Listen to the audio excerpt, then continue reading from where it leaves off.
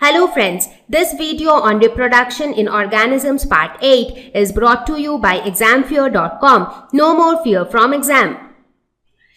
So this was all about asexual reproduction. Now we will talk about sexual reproduction. Now again from the very basics, what is sexual reproduction? As I said, it is that mode of reproduction in which new individuals are formed from two parents. So having two parents is a must. So as soon as you talk about two parents, you talk about two different sexes, that is male and female. So here sex is involved, that is fusion between the male and the female gametes is involved. You need male sex cells, you need female sex cells, that is the specialized cells which can actually fuse with the counterpart cell and give rise to a new organism. So this is there in sexual reproduction. So here the new individuals are not identical to the parents, however they have similarities, like this guy has black hair which he has got from his father, similarly this guy has brown hair which he got from his mother, but it is not that the individuals or the children will be exactly identical to the parents. Very rarely you see that. Some or the other differences will be there. So here variations occur. These differences are variations. So it is a relatively slower mode of reproduction when compared to the asexual mode, because in asexual mode a lot of organisms get produced by processes like binary fission, a lot of multiple fission or fragmentation. So you actually end up getting a lot of them. But in case of sexual reproduction, it is not like that. It is comparatively a very slow process. For example, if you take the example of human beings, it is actually a very slow process, especially for human beings. You see, a child takes almost 9 months to take birth, so that is for one child, and again getting subsequent children is not it cannot be a very fast process, right? Now the question is, when we already have asexual mode of reproduction, why do we need sexual reproduction? So what are the advantages that we have in sexual reproduction which was missing in asexual?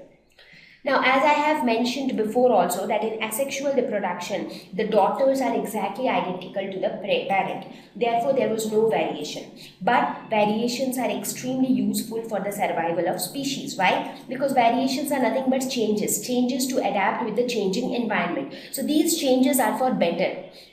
So it actually helps the organisms to cope up with the unfavorable conditions. So that means variations are something which is desirable. So sexual reproduction incorporates variation in species, which in turn ensures survival of a species. Each individual in a species has its own uniqueness and identity. In case of asexual reproduction, it was just the same organisms getting produced, morphologically identical, genetically identical. So there was no uniqueness at all. So if you talk about hydra, all the hydra that will get produced by budding, they will be exactly similar. So there is no uniqueness, there is no identity. But in case of sexual reproduction, each organism will have its own uniqueness, its own identity. If there is a couple who has 3 kids, each of their kids will have their own identity. By looking at them, you can identify, okay, his name is X, his name is Y, his name is Z. So that means every organism will have their own uniqueness and identity. Enables organisms to survive under unfavorable conditions, as I mentioned before also. Like in case of sexual reproduction, DNA copying mechanism is the key concept behind it, as I mentioned before. So during DNA copying, it is not accurate, but not that bad as well. So the process of DNA copying, it is not the exact copy, because if it is exact copy, then the kid will be exactly similar to the parent, but that is not the case. So there are some differences somewhere. So those little bit of differences give rise to variations. Now, if the DNA copying is very much inaccurate, in that case, the new cell would die, as DNA won't be able to cope with the cellular apparatus. Correct? So here, all the situations are taken care at the very initial stage when the process of DNA copying starts. So from there only, the organisms tend to prepare itself to face the unfavorable conditions. And that is why you actually see variations. Now the question is, which organisms undergo sexual mode of reproduction? Because for asexual mode we saw a hell lot of bacteria, fungi, even plants which undergo asexual reproduction. So which kind of organisms undergo sexual mode of reproduction? Now, as I said, asexual mode is seen in organisms with relatively simpler body organization, but sexual mode is seen in most higher organisms with complex body structure, like higher plants and animals. So in plants we see both the sexual as well as asexual mode, like plants are open to both ways of reproduction. So you actually see both of them. Whereas in case of animals, they mostly prefer the sexual mode. In fact, sexual mode of reproduction is the only mode of reproduction for animals. So when I say animals, I mean all the animals. In some of the fungi also we see sexual mode of reproduction.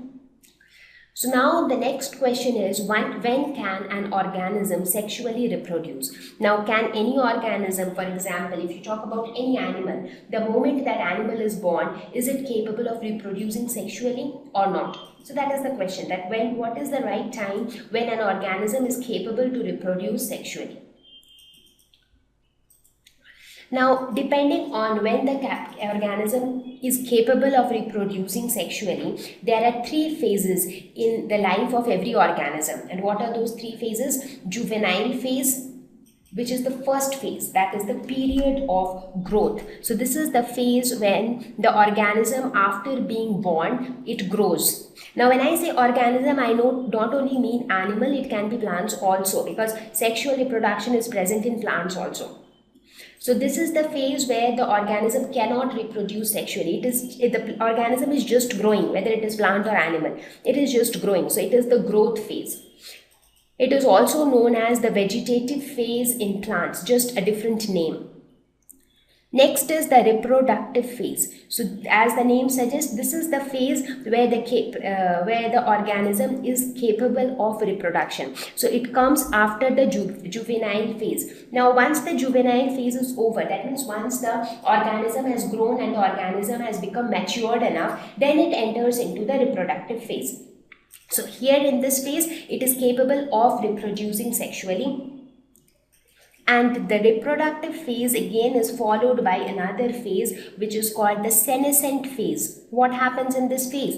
Aging starts. So it is the end of reproductive phase. So once it enters into this phase, aging occurs, that is it tends to become older, and it is the last phase of the lifespan.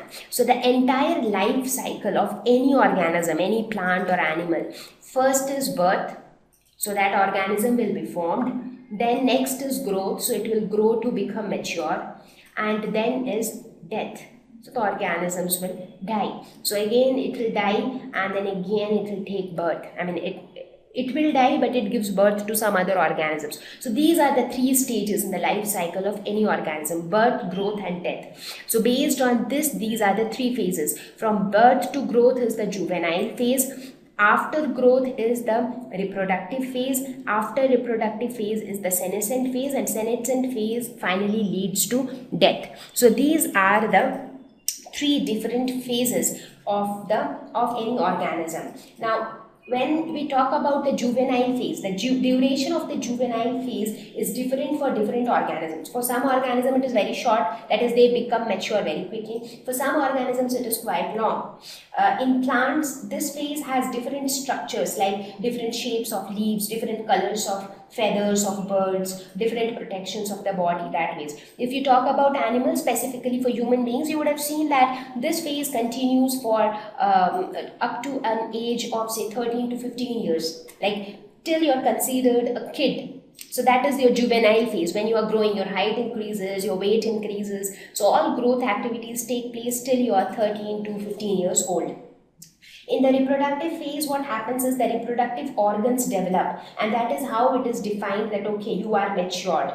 So based on now again, this reproductive phase again will be further divided into, based on the reproductive phase of different animals, they will be further divided into several categories. So let's do one thing, let us discuss each of these phases in little more detail. Thank you. Please visit www.examfear.com to watch more videos, attempt free online test, get free study material, find tutors and mentors. Thank you once again.